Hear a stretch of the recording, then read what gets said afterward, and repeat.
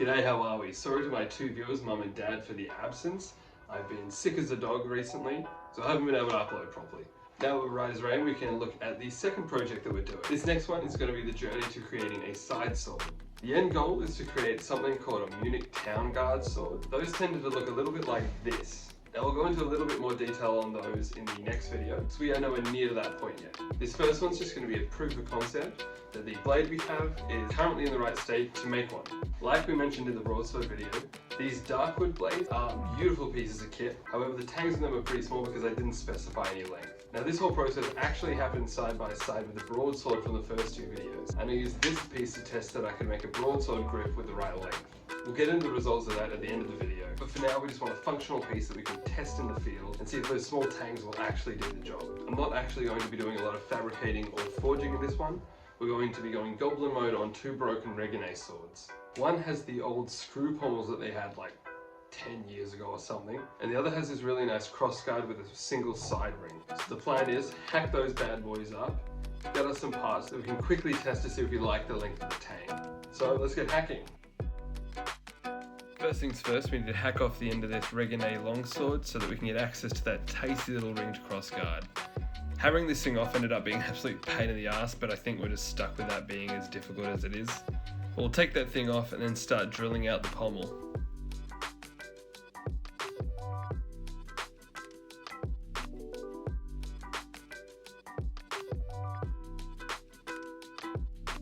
Now that the pommel has been drilled out from both sides, I have tapped the back side and it now fits snugly into its new home.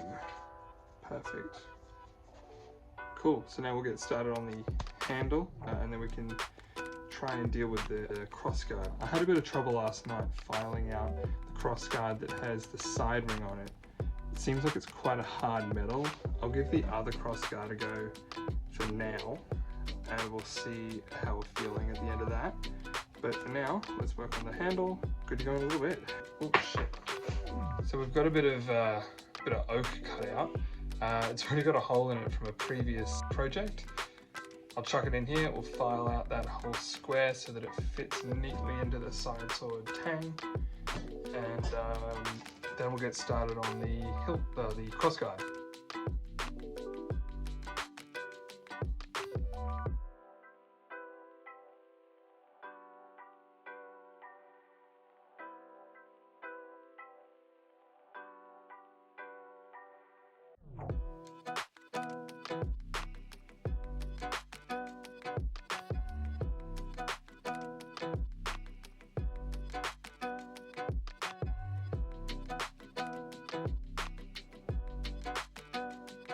So we found the next minor problem. It turns out, I'm pretty sure, that these hilts that I ripped off of the old broken Reggie swords are some sort of high carbon steel. No problem really, it's just, I feel like it's going to take me absolutely ages to get through these. But I don't see any other method, so we're just going to keep filing.